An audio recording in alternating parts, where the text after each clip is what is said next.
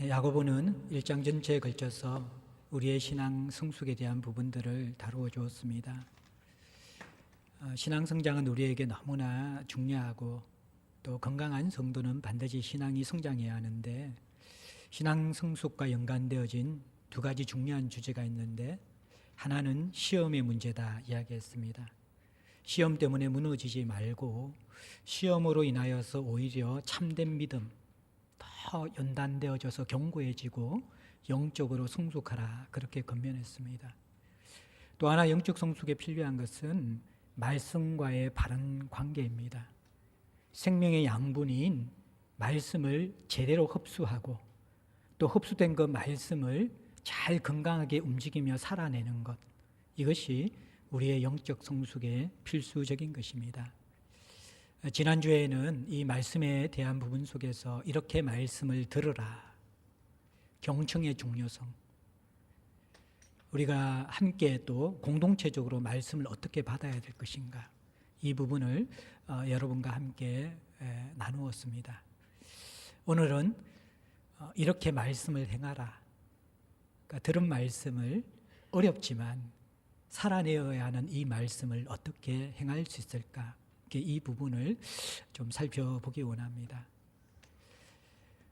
말씀을 듣는 것도 또 쉽지 않고 부담이 되지만, 말씀을 행하는 것은 여러 성도들이 더 마음에 부담이 되고 또 불편할 수 있는 주제입니다. 왜냐하면 모든 성도들이 들은 말씀대로 살고 싶지 않는 사람들은 별로 없을 것입니다. 그런데 신앙생활 하다 보면 말씀대로 사라지기보다도 말씀이 내 삶에 스며들지 못하고 삶에서 드러나지 못하는 이 문제 때문에 너무 힘들어하고 아파하는 것이죠. 제가 여러분들의 설교를 따라오고 또 마을 소그룹, 또 여러분들의 소그룹에서 나눔을 돕기 위해서 주보 안쪽에 늘 설교 강의안과 또 나눔 질문을 실어 놓습니다. 제 나름대로는 굉장히 중요한 포인트를 가지고 질문들을 구성하고 있는데, 사실은 2번과 3번과 4번의 질문들은 이번 주일날 들은 말씀, 그 내용의 핵심 메시지를 어떻게 내가 이해했고 또 적용할 것인가, 이 부분을 나누는 부분이고, 이것보다 더 중요한 것이 사실은 1번과 5번의 질문이거든요. 1번의 질문은요, 일주일 동안 말씀과 동행하며 지난주 들은 말씀, 그 말씀이 내 삶에 어떤 영향력을 미쳤고 내 일상의 예배가 어떠했는가, 그것을 돌아보면서 그 일상의 예배가 공예배로 연결되는 그러한 부분입니다. 그러니까 일상의 예배가 없는 공예배는 결국에는 오늘 본문에서 다루는 것처럼 영적인 생명이 없는 신앙생활이거든요. 이것이 이제 우리의 삶의 영적 성숙을 방해하고 무력하게 만드는 것이기 때문에 1번 질문이 굉장히 중요합니다. 그리고 마지막 5번 질문은 이제 공예배 때 들은 하나님의 말씀과 깨달음과 도전들을 어떻게 일상으로 연결시킬 것인가. 그래서 결단할 것이나 감사하는 것, 적용은 모든 것이 손과 발을 통해서 꼭 행하는 것만이 아니라 정말 내 마음에 깊이 은혜를 가지고 예배하는 것도 그것이 굉장히 중요한 적용이거든요. 그래서 감사한 부분이나 또 결단한 부분들 한 가지를 가지고, 이것은 공예배를 어떻게 내가 일상 예배로 연결시킬 것인가, 여기에 연관된 질문이거든요. 또 우리 성도들이 이 부분을 잘 모르는 것 같아요. 그래서 대부분 1번과 5번 질문을 스킵해버리면서 본문만 다루는 경우가 많이 있는 것 같은데, 저자의 의도, 질문을 만든 사람들의 의도를 충분히 숙고하시고 이 부분이 건강해질 때 저는 또 우리의 공예배도 건강해지고 나눔도 더 분명히 풍성해질 것이라고 생각합니다. 오늘은 여러분과 함께 불편하지만 또 우리가 꼭 다시 한번 들어야 되고 돌아봐야 될 주제, 말씀을 행하는 부분, 어렵지만 꼭 우리가 결국 살아내어져야 하는 이 주제에 대해서 나누었으면 좋겠어요. 그래서 22절부터 25절까지는 말씀을 듣고 행하지 않는 삶의 위험성, 그것을 경고하고, 말씀을 듣고 행하는 사람의 그 삶의 축복, 그것을 대조해서 22절과 25절을 좀 우리가 살펴보고요. 그리고 26절과 27절은 도대체 우리가 말씀을 행한다라는 그 삶의 모습, 실제적인 모습이 무엇인가? 추상적인 거 말고 내가 정말 건강하게 말씀을 따라 살고 있구나, 이것을 점검할 수 있는 그러한 모습이 어떤 모습인가? 야고보가 다루고 있는 26절과 27절에 나오는 세 가지 참된 경건, 말씀을 듣고 행하고 있는 대표적인 삶의 예시들, 이것을 우리가 잠시 살펴보고자 합니다. 야고보는 먼저 22절에서 너희는 말씀을 행하는 자가 되라, 그렇게 먼저 권면합니다. 이 권면은 말씀을 행하는 것이 쉽지 않다라는 것을 전제로 하고 있는 것입니다. 이게 명령이거든요. 저절로 되면 명령할 필요가 없죠. 근데 들은 말씀대로 사는 것이 쉽지 않다라는 것입니다. 저절로 되지 않다라는 것입니다. 그렇지만 이것을 살아내어야 된다라고 그렇게 명령하고 있습니다. 우리가 말씀대로 살지 못하는 이유를 제가 말씀을 연구하면서 준비하면서 좀 생각해 보니까 제 나름대로 한 세 가지 정도의 이유가 좀 떠올랐습니다. 첫 번째는요, 우리가 거듭났지만 우리 속에 여전히 우리를 지배하고 영향력을 주는 부패한 예성품, 이 힘이 남아있기 때문에 새 성품을 통해서 살아가야 되는 말씀에 순종하는 삶, 이것이 저절로 되지 않는다라는 것입니다. 쉽지 않다라는 것입니다. 거듭나고 나서 우리가 천사가 되는 게 아니에요. 죄가 완전히 없어지고 욕심이 완전히 없어지고 저절로 거룩해지는 것이 아닙니다. 법적으로 우리가 예수의 십자가 사건을 통해서 칭의 거룩하게 됨, 거룩하다 함을 받았지만 실생활 속에서 거룩해지는 삶은 시간이 걸리는 것입니다. 우리 안에 만물보다 심히 거짓되고 부패한 내성품이 있고 하나님을 기뻐하지 아니하고 선한 것이 거하지 아니하는 이 거듭나기 전에 예성품이 여전히 존재하고 있기 때문에 이것이 말씀에 순종하려는 우리의 삶을 방해하고 끌어당기는 강력한 힘이 됩니다. 그래서 일상에서 여러분들이 하나님이 여러분을 지배할 수 있는 새 성품, 성령께서 여러분들을 인도할 수 있는 하나님과 동행하는 새 성품을 여러분들이 계속해서 민감하게 살피고 영적 양식을 공급하고 일깨우지 아니하면요, 일상은 다 예성품이 우리를 이끄는 그러한 영향력 속에 들어갑니다. 그러니까 말씀을 순종할 힘이 없는 것이죠.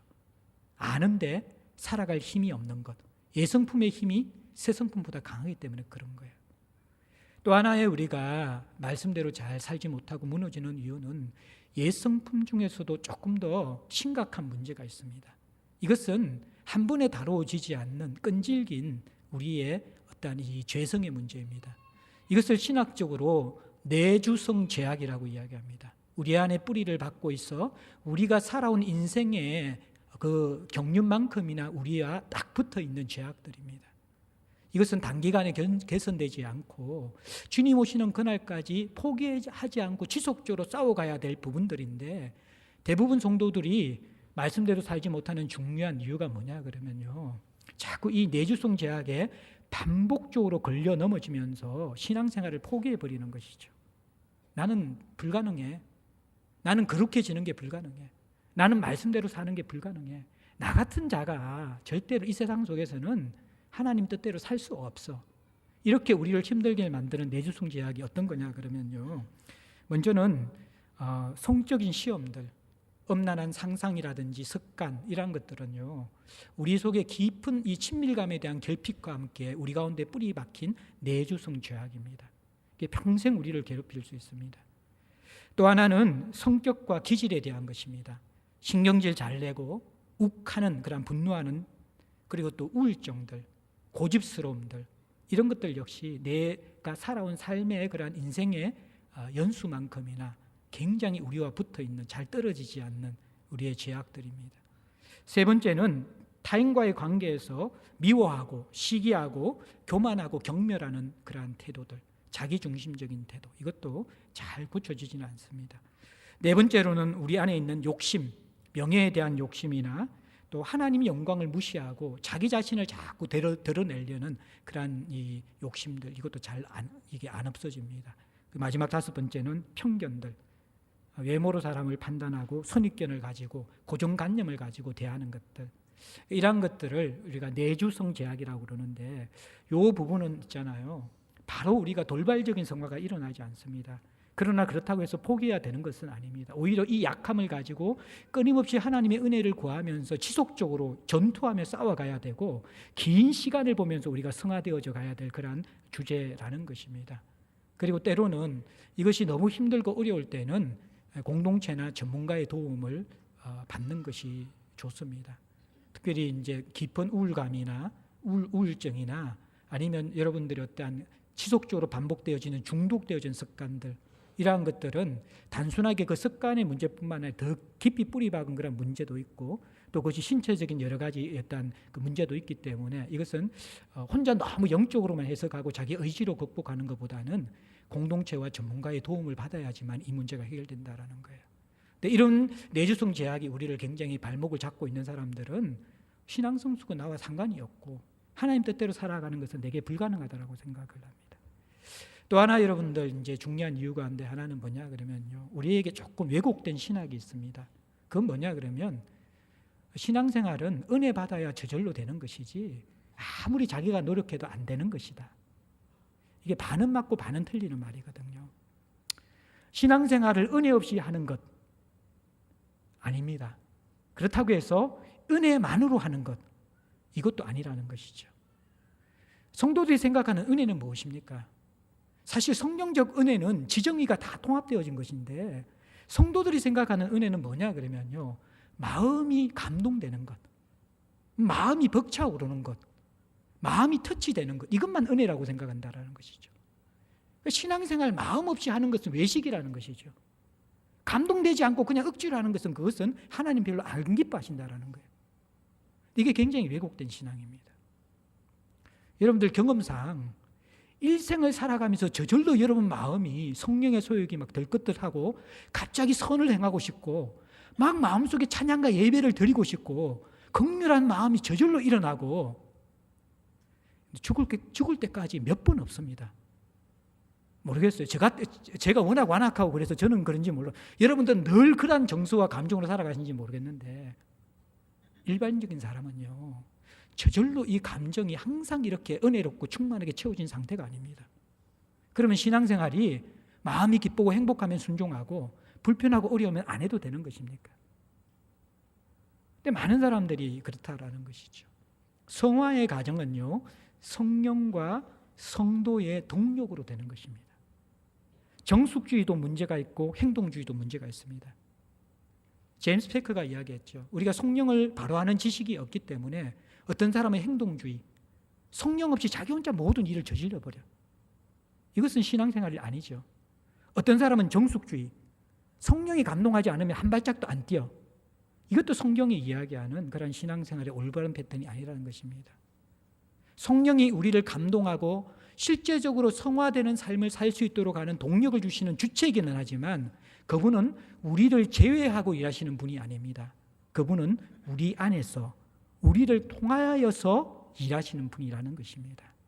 그래서 반드시 우리는 이 성령이 주체가 되시지만 내 손과 발이 사용되지 않는 신앙생활을 생각한다 그러면 그것은 잘못된 것입니다.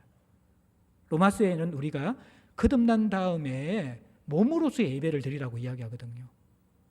은혜 받아서 신앙생활 될 것 같으면 마음으로 예배 드리면 끝이죠. 정서만 채워지면 끝이죠.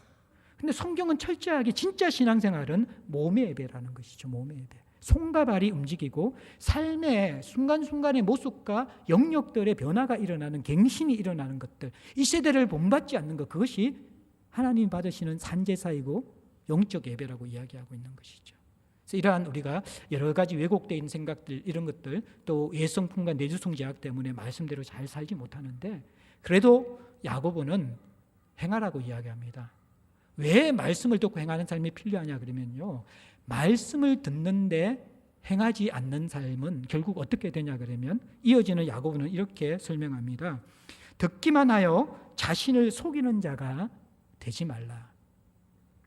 자, 말씀을 행하지 않는 삶은 그걸로 정지되어 있는 것이 아니라 심각한 영적인 어려움이 생긴다라는 것입니다. 어떤 어려움이야 그러면 속이는 자가 되는 거예요. 여기서 속인다라는 말은 원어적으로는 속이는 삶이 체질화되는 거예요.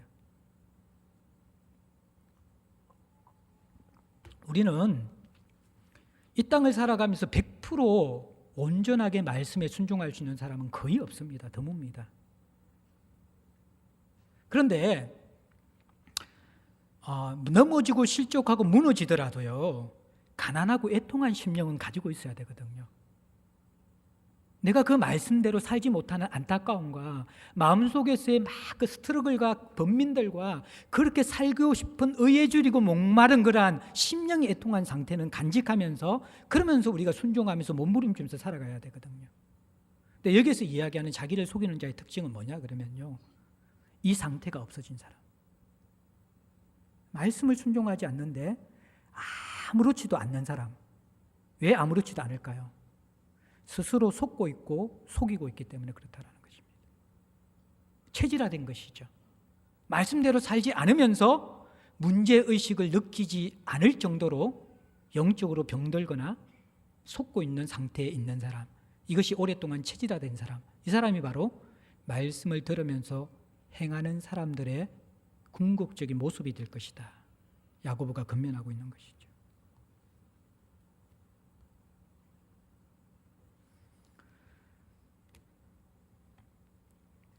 좋은 설교 듣는 성도들의 위험이 있습니다. 목사들은 더 위험하고요.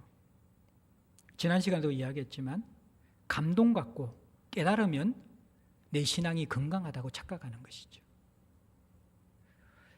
제가 마가복음 설교를 하면서 많은 사람들이 씨 뿌리는 자의 비유라고 그렇게 이야기하는데, 사실은 목적에 가까운 그 본문은 4가지 마음밭의 비유입니다. 하나님 나라의 복음과 씨앗은 항상 열매 맺도록 되어 있고, 하나님 나라의 복음과 씨앗에는 문제가 없어요. 문제는 말씀을 듣는 자들의 상태가 문제라는 것이죠. 예수님께서 선포하시는 하나님 나라가 너무나 강력하게 말씀과 권능으로 세상에 임했으면 온 세상 사람들이 다 뒤집어지고 변화되어야 되는데 의문이 생기는 거예요. 그 강력한 하나님 나라와 생명의 말씀이 던져졌는데 왜 사람들이 이렇게 변하지 않는지, 저도 목회하면서 그 고민이고, 목회를 떠나서 제 자신을 보면서도 그 고민이 있는 것이죠. 거기에 대한 해답이 뭔지 아십니까? 말씀의 문제가 아니라 마음밭의 문제라는 것입니다. 얕은 이 길가밭이 있잖아요. 씨가 길가에 떨어졌어요. 그러면 새가 날름 금방 집어먹어버려요. 얕은 돌밭, 자갈밭에 뿌려졌어요. 이것은 뿌리가 조금 이 뿌리를 내리고 싹은 나지만 햇볕이 뜨겁게 타오르면 말라서 죽어버려요. 가시덤불에 떨어졌어요. 잘 자라요. 어디까지? 열매 맺기 직전까지. 근데 양분을 다 가시들기에 뺏겨가지고 열매는 별로 못 맺어요. 좋은 땅에 뿌려졌어요. 30배, 60배, 100배의 열매를 맺습니다. 자, 여기에서 예수님의 이 비유의 핵심은 뭐냐 그러면, 결국 하나님 나라가 이 땅에 임하고 말씀이 이 세상에 선포된 것은, 이 씨앗은 열매 맺게 하는 게 사명이고, 땅의 사명은 그 씨앗을 받아서 열매를 맺는 것이라는 거예요. 근데 속고 있는 사람들이 어떤 사람이냐 그러면요, 좋은 땅에서 열매 맺지 않고 자기는 얕은 돌밭 상태라는 거예요. 나는 싹은 났는데 싹수도 없는 길가밭에 있는 사람 보면서 저 신앙 안 돼라고 그렇게 비교하고 있다는 것이죠. 야, 쟤는 4배 때 은혜도 못 받아. 나는 4배 때는 기쁘거든. 근데 그것이 잠시 기쁘고 말씀대로 살려면 그 고난 때문에 없어지는 사람이에요. 자기에게 유익이 되고 축복하는 말씀을 듣는데 순종해야 될 말씀은 불편해서 말씀의 기쁨을 못 누리는 사람이에요. 그래도 예배 때는 은혜 받으니까 내 신앙은 건강해. 누구보다? 길가밭보다도. 가시덤불 밭은 또 더하죠. 자기는 열매 맺기 직전까지 거의 열매 맺을 상태거든요. 예. 근데 뭐예요? 세상의 염려와 재리의 유혹 때문에 열매는 못 맺어요. 결국 살아가려고 하면 예수님보다 돈이 더 신뢰가 되는 거예요. 그러니까 이 사람은 더 많은 기쁨과 자라감까지 있고 뭔가 된 것 같이 겉으로 느껴지는데 결정적인 상황에서는 하나님을 신뢰하지 못하는 거예요. 근데 이게 속는 이유가 뭐냐 그러면요, 이 가시덤불에 있는 사람은 또 얕은 돌밭이나 길가밭을 바라보면서 신앙생활 저렇게 하니까 안 되지. 본인은 겉으로 교회 봉사도 하고 여러 가지 다 보이는 것들이 있어요. 근데 실제로 하나님이 맺게 하시는 열매는 없는 거예요. 여러분들, 말씀을 듣기만 하고 행하지 않는 그러한 설교자나 청중들의 가장 큰 위험이 바로 속이는 자가 된다는 것입니다. 말씀대로 행하지 않으면서 계속 예배를 드릴 수 있기 위해서는요, 스스로가 합리화하지 않으면 예배를 못 드립니다. 하나님 앞에 불편한 마음들, 가난하고 애통한 심령, 또는 하나님 말씀에 순종해서 조금 이따가 다룰 그 기쁨과 감사함이 있게 되어질 때에 일상 예배가 공예배가 연결이 되어지고 영적 성숙이 있고 건강한 신앙생활이 되는 것이죠. 항상 이것이 분리되어져 있어요. 조금 이따가 26절, 20절 이 문제 또 다룰 거예요. 이게 항상 분리되어져 있어요. 그러면 결국에는 신앙생활을 포기하든지 자기 신앙을 속이는 자가 됩니다. 문제 없는 것처럼 본질과 깊은 부분은 다루지 않는 것이죠. 나는 문제의 1번과 5번은 스킵해버리는 것이죠. 그리고 그냥 일상적인 편안한 이야기, 그냥 간식 먹고 그냥 불편하지 않는 이야기 속에서 머물러 버릴 수밖에 없는 그러한 상태가 되어지는 것입니다. 야고보는 정확하게 말씀을 듣고 행하지 않는 것은 안 듣는 것보다 좋은 삶이 아니라 체질화되어지면 위험한 삶이라고 경고하고 있는 것이죠. 그러면서 야고보는 이제 대조적으로 그러면서 간략하게 23절 24절에 보면 거울 비유를 통해서 이들에게 실생활의 예화를 통해서 조금 설명해 줘요. 거울을 보는 이유와 말씀을 듣는 이유는 똑같거든요. 거울을 보는 이유는 자기의 상태를 보면서 고치기 위해서이죠. 말씀을 듣는 이유도 말씀의 빛을 통해서 자기의 삶을 돌아보고 하나님의 뜻 가운데서 내 삶을 수정하기 위해서입니다. 근데 당시 거울은 지금처럼 선명하게 깨끗하게 보이는 거울이 아니라 부자들만 가지고 있었고, 또 그것도 이게 놋 같은 것을 갈아서 만들었기 때문에 희미하게 보이는 그런 거울들이에요. 자세히 볼 수도 없어요. 잘 보이지도 않아요. 그래서 그 당시에 사람들은 자기 모습을 몰라요. 왜냐 그러면 거울이 없었어. 근데 보더라도 평생 자기 거울을 통해 자기 모습을 좀 이게 내 모습이나 보는데 희미하게 보였다라는 거예요. 근데 이 거울을 보고 나서 자기의 모습을 보고 옷맵시나 얼굴에 눈곱이 끼인 것이나 이런 것들을 같이 이렇게 머리 엉클어진 것을 이런 것을 다시 이렇게 하지 않으면 거울 보는 이유가 없는 것이죠. 마찬가지로 말씀을 듣고 나서 들은 것으로 만족하고 이 문제가 있는 것을 고치지 않는 것은 똑같이 거울 보고 나서 고치지 않는 것처럼 어리석은 것이다. 그렇게 비유로 야고보가 설명을 해줍니다. 그리고 25절에 이것과 대조적으로 말씀을 행하는 삶은 얼마나 복되고 소중한 것인가 가르쳐 주는데, 자, 말씀을 행하는 삶은 첫 번째 바뀌어진 게 있습니다. 뭐냐 그러면 말씀에 대한 생각, 기준이 바뀌어진 사람입니다. 우리 25절만 한번 다시 한번 읽어볼까요? 같이 한번 시작. 자유롭게 하는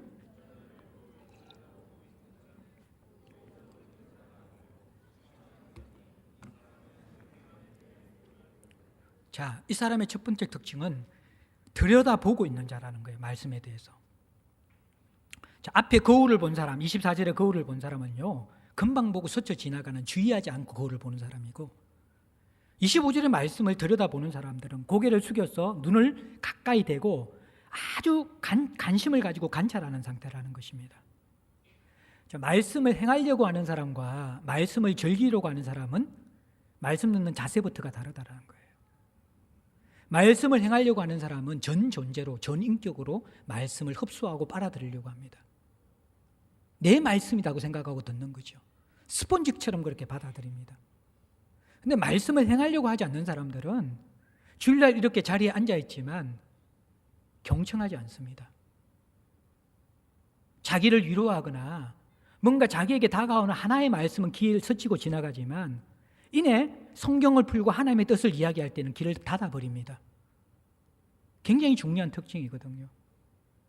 내가 말씀을 자세히 들여다보고 집중하고 있고 전인격으로 살아내려고 온 전제로가 하나님을, 말씀을 듣는 자리는 하나님을 만나는 자리잖아요. 모든 지각과 인격을 깨워서 거기에 집중해야 되는데 행하지 않는 사람의 첫 번째 특징은 예배와 말씀 듣는 것을 건성으로 한다는 것이죠. 이미 우리가 말씀을 따라 살아가는 삶은 예배와 말씀을 들으러 오는 자세에 이미 결판이 난다는 것입니다. 자세히 들여다보는, 정말 그렇게 살려는 마음의 간절함이 행하는 사람에게는 있는데 그렇지 않는 사람에게는 이미 습관이 되어져 있다는 것이죠. 잘 안 들린다는 거예요, 이 사람은. 자, 그러면 왜 행하는 사람은 이렇게 들여다보고 있고 행하지 않는 사람들은 말씀을 그냥 근성으로 듣게 되어지는가? 왜 그런지 아세요? 말씀에 대한 인식과 시각 전혀 다른 거예요. 행하는 사람은 율법, 이것을 온전하고 자유로운 것이라고 생각합니다.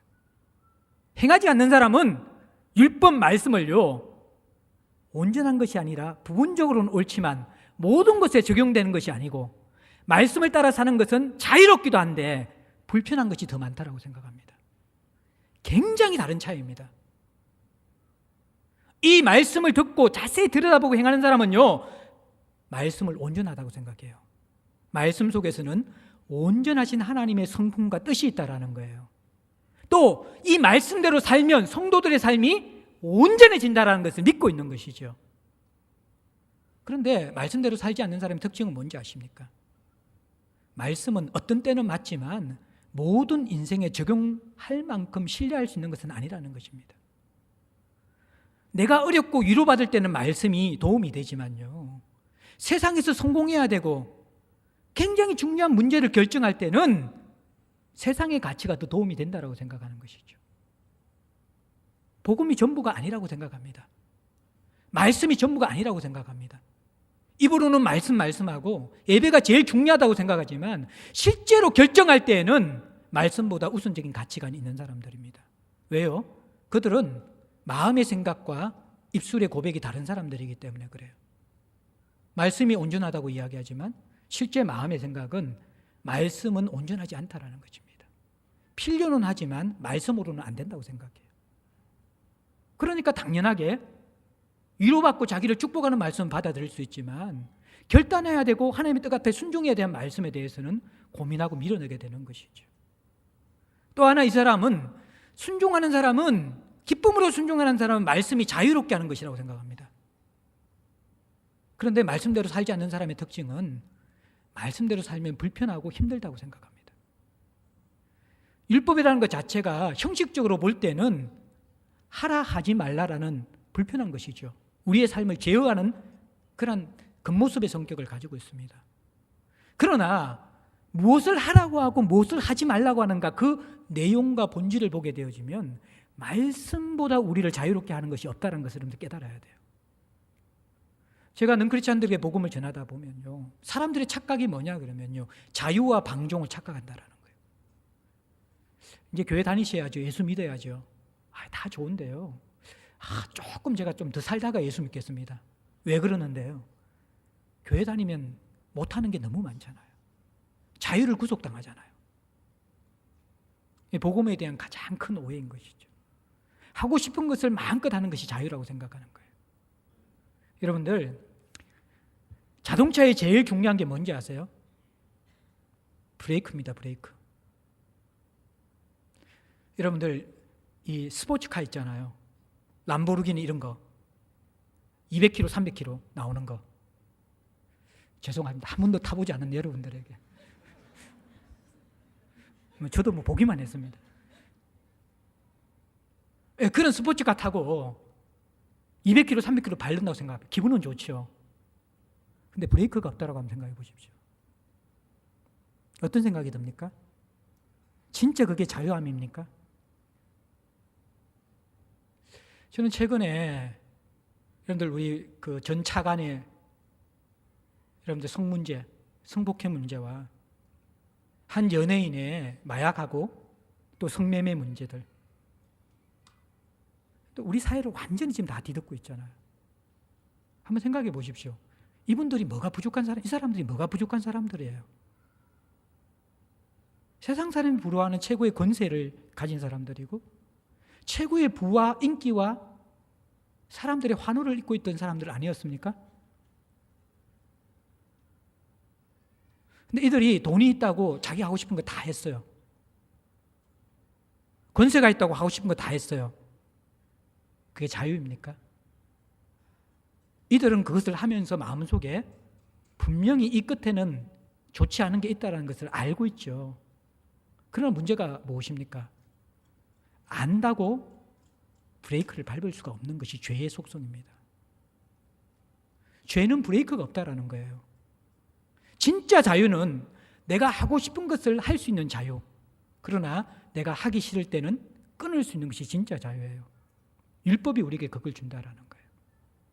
율법은 우리가 죄책감 없이 하나님이 인생의 주인이기 때문에 좋은 것들, 하나님이 선물로 주신 것들, 우리를 유익하게 하는 것들은 모든 세상 사람보다 갑절로 우리는 절기라고 그렇게 건면합니다. 왜요?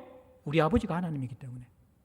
하나님 그 최고로 누려야 될 사람이 자녀인 성도지요. 그게 율법이 하라라는 것입니다.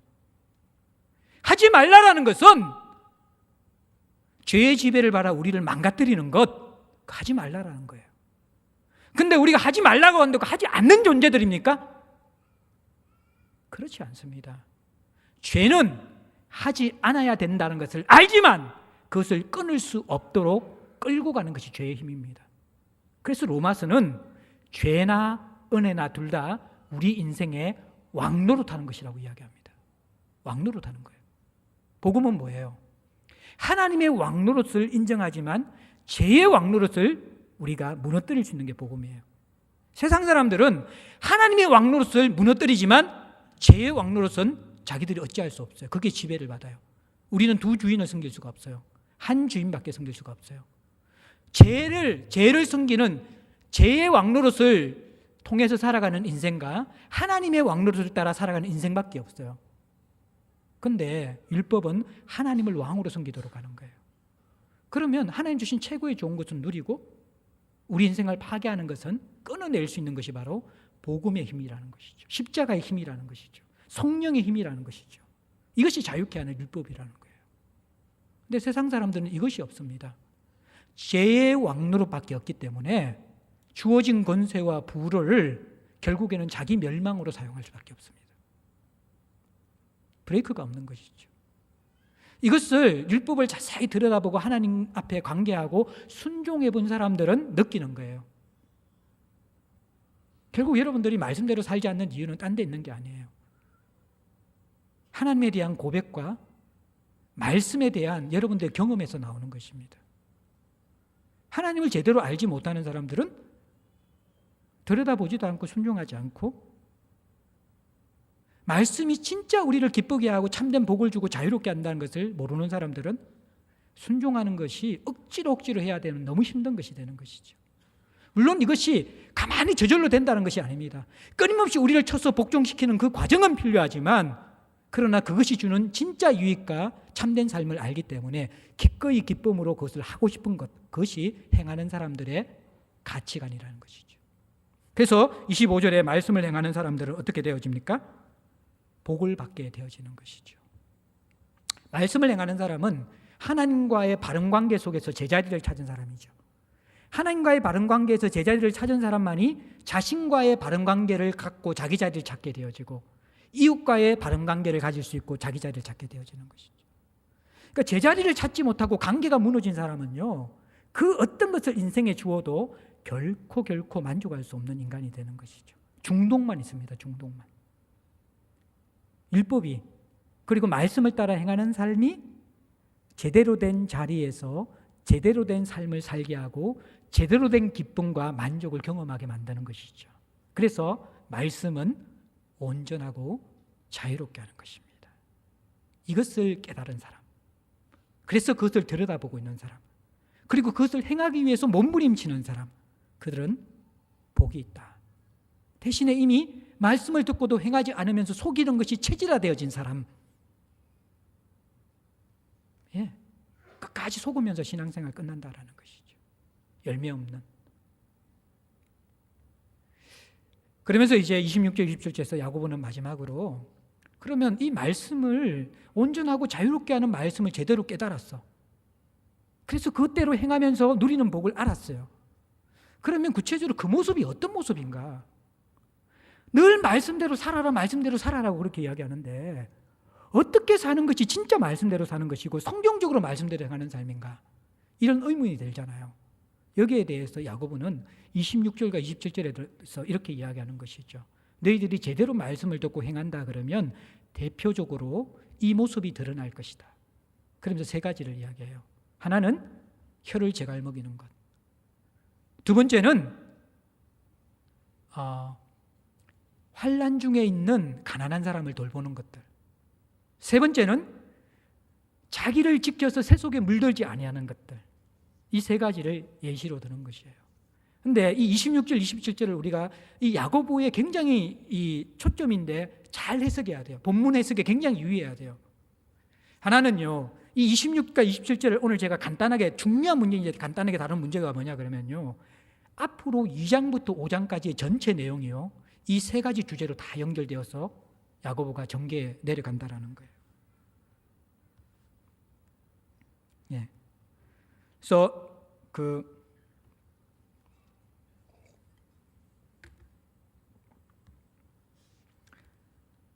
혀를 제갈 먹이는 것은요 3장 1절부터 12절에서 다루고 있습니다. 그리고 가난한 사람들, 환난 중에 있는 사람을 돌아보는 것은 2장 전체에서 다루고 있습니다.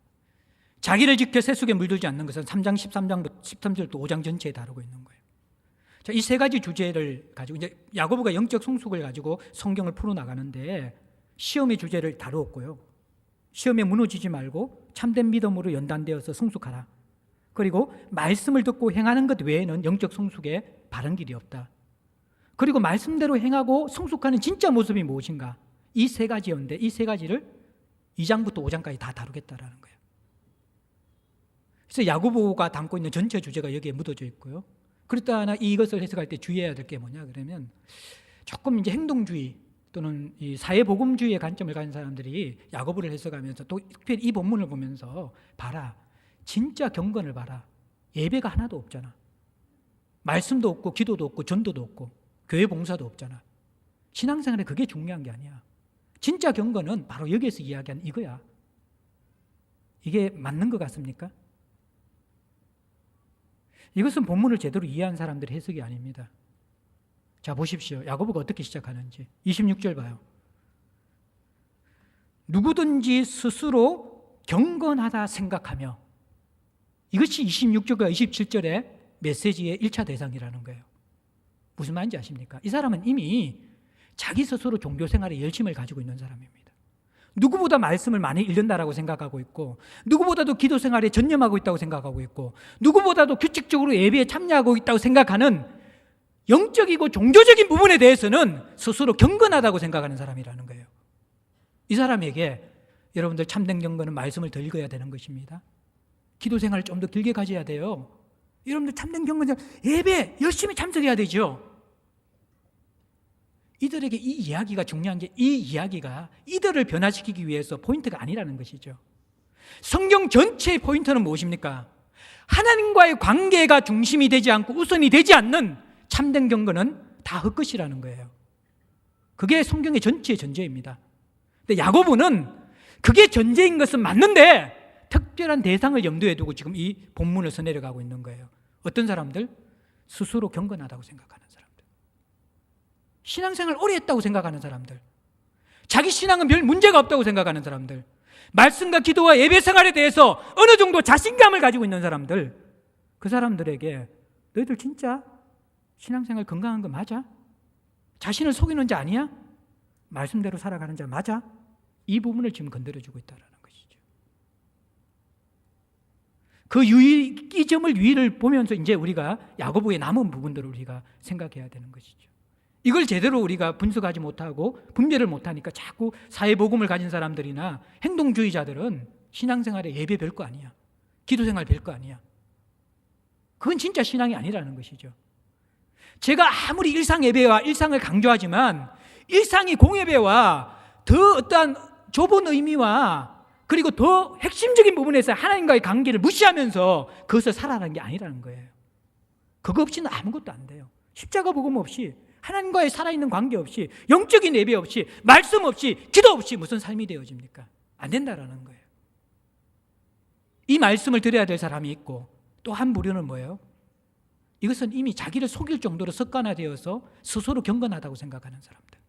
그리고 그 틀에 갇혀지면서 성숙이 멈춰버린 사람들, 굳어져 버린 사람들, 신앙이 병들어가는 사람들, 이런 사람들에게 진짜 경건이 무엇인지, 진짜 말씀대로 살아가는 것이 무엇인지를 야고보가 가르치고 있다는 거예요. 세 가지입니다. 혀를 제갈 먹이는 것. 첫 번째, 혀를 제갈 먹인 거예요. 스스로 경건하다고 생각하면서 자기 혀를 제갈 물리지 아니하는 사람은 자기 마음을 속이면서 이 사람의 경건은 헛것이다. 자, 혀를 제갈 물리지 않는 사람, 이건 이제 우리가 또 3장에서 쭉 더 자세히 살펴볼 건데요. 야고보가 염두에 두는 사람은 두 가지 배경을 가진 사람입니다. 하나는 뭐냐 그러면요, 종교의식을 행할 때의 언어 사용과 일상에서의 언어 사용이 전혀 다른 사람들, 그 사람의 경건은 헛것이라는 것입니다. 교회 안에서는 너무 천사처럼 대화를 해요. 이야기를 해요. 근데 가정에서 일상에서의 대화하는 걸 보면요, 전혀 다른, 거칠고 자기중심적이고 덕이 되지 않는 말을 하는 사람들, 스스로 경건하다고 생각하죠. 늘 종교적인 이야기를 하기 때문에. 그들의 경건은 헛것이다. 제가 식당 가서 늘 느끼는 것이 뭐냐 그러면, 참 죄송스러운 말이지만 교회 다니는 사람보다 무리한 사람이 없는 때가 많습니다. 특별히 목회자들과 교회 중직들, 이분들은 늘 상석에 있는 게 습관화되어진 사람들입니다. 다른 사람이 최상의 서비스를 받는 것이 몸에 배어있는 사람들입니다. 어디 가더라도 다른 사람보다 특별 대우를 받지 않으면 갑질을 하는 사람들, 그런 사람 너무너무 많이 봤어요. 자기 딸 같은 알바생에게 함부로 대하고, 자기 누님 같은 분이 서빙하는데 반말 찍찍거리고, 그들의 경건은 헛것이라는 거예요. 사람에 대한 존경과 예의가 없이 함부로 말 뱉는 사람들, 안 된다라는 거예요. 야고보가 이런 사람들 건면하고 있는 거예요. 너희들 속이는 것이 헛것이다. 그게 무슨 경건이냐? 경건은 하나님의 성품을 담는 것이지.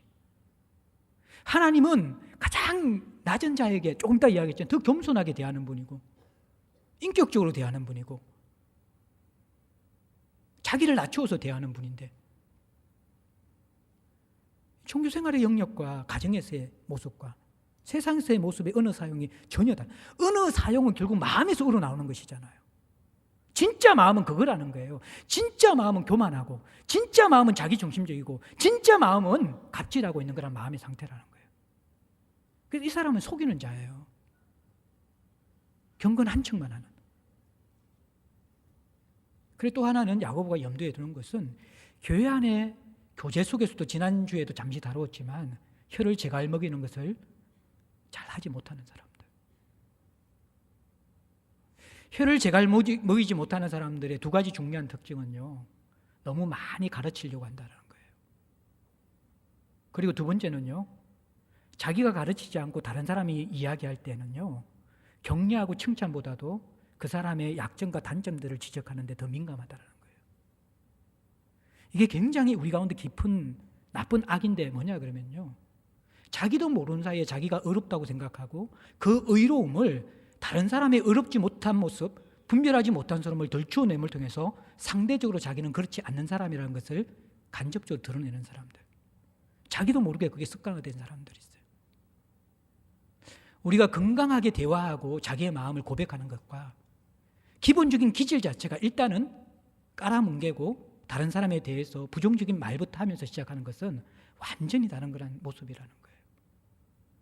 우리가 대화 속에서 모든 말들을 자유롭게 할 수 있죠.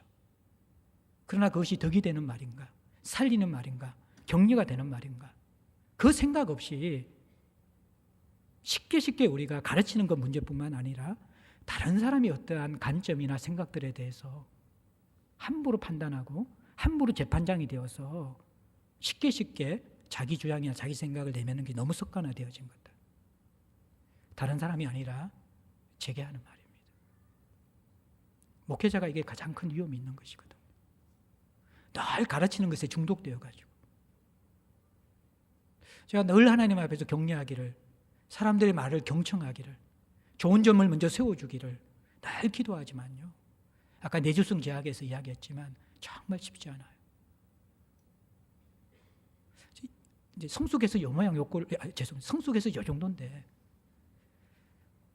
옛날에는 정말 뭐 말도 못했죠. 지금도 가끔씩 막 운동할 때는 제 재성이 확 드러난 거 이런 거 다 보실 거예요. 눈앞에 보이는 게 없습니다. 제가 운동하게 되어지면. 참 근데 이게 이제 일상생활 속에서 제가 아내와의 관계 속에서나 우리 교육자들과의 관계 속에서나 또 우리 동역자들, 우리 성도들과의 관계 속에서나 다 조심하고 있지만 그러나 항상 내가 속이는 자가 될 수 있기 때문에 주님 앞에서 깊이 돌아보지 않으면요. 어느새 나는 사람들을 상처 주고 있고 재판장의 자리에 있고 그러한 갑질하는 제 모습을 볼 때가 너무너무 많은 것이죠. 여러분들은 어떻습니까? 혀를 제갈먹이는 삶에 대해서 좀 준비가 되셨고 훈련이 되셨습니까? 가정과 교회에서요. 이 부분만 제대로 되어도 정말 갈등과 아픔들이 많이 해소될 것입니다. 다행히 우리 공동체의 많은 성도들이 상식을 넘지 않고 선을 넘지 않는 그 부분은 참 제가 교회 목회를 하면서 너무너무 감사하고 있어요. 그러나 우리가 조금 더 이 부분에서 더 성숙해진다 그러면요. 혀를 제갈먹이는 것이 그 소극적인 것에서 적극적으로 나가서 남을 나보다 더 낫게 여기는 것들. 제가 우리 공동체 몇몇 분을 보면서 마음에 이 허리가 저절로 숙여지고 존경이 되는 분들이 있어요. 이분들은 상대방의 작은 것을 크게 보아주고 높여주고 자신의 큰 부분, 좋은 부분은 다 감추고 자기의 작은 부분들을 드러내면서 자신의 연약함을 사람들에게 고백할 줄 아는 사람들. 제가 저번에도 한번 이야기했지만 무장해제 리더십이라고. 무장해제 리더십. 예. 가장 무장해제 리더십이 잘 훈련된 분이 예수 그리스도잖아요. 예수님 만나면 세리나 장녀나 삭개오나 그냥 막 말을 안 했는데 자기가 무장해제 돼가지고 막 마음을 열어. 왜 그런지 아십니까? 인카네이션 하셨거든요. 성육신 하셨거든요. 우리를 채울하시는 분이시거든요. 판단하시는 분이 아니라 긍휼하시고 채울하시는 분이시거든요. 자기 자신을 낮추신 분이거든요. 이게 되어야지 우리가 혀를 제갈먹이는 것이 가능하다는 것이죠. 혀의 문제는 마음의 문제고 마음의 문제는 영혼의 문제고 영혼의 문제는 하나님과의 관계의 문제이고 하나님 앞에서 내가 어떤 존재이고 하나님 앞에 어떤 사랑을 받았고 하나님이 나를 어떻게 대우하는가를 제대로 경험한 사람이 혀를 제갈먹으면서 가정과 일터와 교회에서 덕을 끼칠 수 있는 것이죠. 100번 잘하다가 혀를 제갈먹이지 못해서 모든 것이 도루묵 되는 경우 너무너무 많은 것이죠. 말의 실수가 없을 수 없지만 그것이 체질화되지 않도록 항상 우리가 신경을 써야만 합니다. 3장에서 또 더 깊이 다루도록 하고요.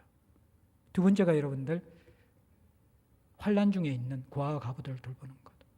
고아와 과부는 약자의 성경에서 이야기하는 가장 자기를 보호할 수 있는 약자들이거든요. 하나님이 이들의 아버지라고 이야기해요. 그러니까 하나님의 자녀이고 그들과 형제 자매인 우리들은 마땅히 그들을 돌보는 의무가 있는 것이죠. 또 그분의 성품을 우리가 본받은 사람들은 약자를 대하는 모습의 우리의 경건의 성숙의 정도가 됩니다. 그게 2장에 나오잖아요. 교회 부자가 나올 때 허리 굽히는 그 각도하고 누추하고 가난한 사람이 올 때 허리 굽히는 각도가 다르면 그 사람의 경건은 헛것이다. 교회는 세상과 다른 것이죠. 가난한 자가 높아지는 것이죠. 고르게 되는 것이에요.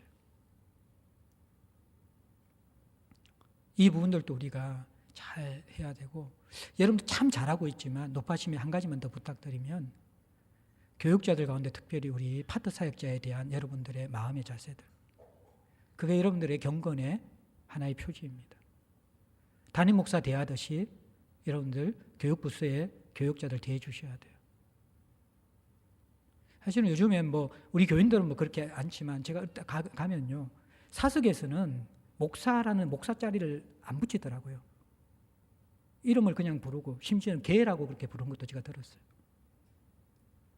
이게 그 말씀을 가르치는 그러한 사람과의 존경과 권위가 없으면요, 그 사람의 말을 안 받아들입니다. 결국 여러분의 신앙이 전혀 자라지 않게 되는 거예요. 그런데 담임 목사뿐만 아니라 우리 부교육자들이나 특별히 파트 사역자들, 이제 처음 이 사역의 길을 나서는 사람들에게 여러분들 얼마나 이게 경험도 없고 두려움도 많고 잘해야 되겠다는 그 마음은 있는데 얼마나 힘들어요. 격려해주고 여러분들 세워주고, 그게 여러분 진짜 영성이거든요. 약한 자들 잘 우리가 좀 이제 돌아보는 것도 필요하고, 마지막으로 자기를 지켜 세속에 물들지 아니하는 것. 세속이라는 것은 세상의 가치관에 물드는 것이죠.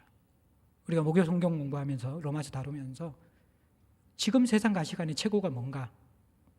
안정감이란 거예요. 안정감. 다 안정감이 우상이 되어져 있어요. 노후의 안정감, 자녀의 미래의 안정감, 건강의 안정감, 그것 위해서 다들 우선순위를 두고 살아간다는 거예요. 하나님의 자리를 끼어차고 있는 것이죠. 바울은 고린도전서에서 날마다 자기를 쳐서 복종한다는 것이잖아요. 그 의미가 뭐냐면, 쳐서 복종한다는 것은 내 속에 있는 노예, 하나님 뜻대로 살지 못하게 하는 제 노예를 뺨을 후려치면서 길들인다는 의미가 바로 자기를 쳐서 복종시킨다는 거예요. 그게 세속에 물들지 않는 그 모습이라는 거예요. 사랑하는 성도 여러분들, 오늘 우리가 말씀을 듣는 것에서 이제 행하는 삶에 대한 부분들을 나누었어요. 행하는 게 쉽지 않다는 걸 야고보가 알고 있어요. 그래서 행하라고 권면하는 거예요. 예성품과 내수성 제약과, 또 우리가 때로는 정숙주의로, 때로는 행동주의로 신앙이 양극단속에서 균형을 잡지 못해서 잘 살지 못해요. 그러나 행해야만 해요. 왜? 행하지 않으면 속이는 자가 되기 때문에. 예. 열매가 없으면서 열매가 있는 것처럼 착각하고 평생 살 수 있기 때문에. 진짜를 못 누리면서 진짜인 것처럼 착각하는 짝퉁 인생 될 수 있기 때문에. 진짜가 있는데 왜 짝퉁으로 인생을, 신앙생활을 끝내려고 하는 거예요.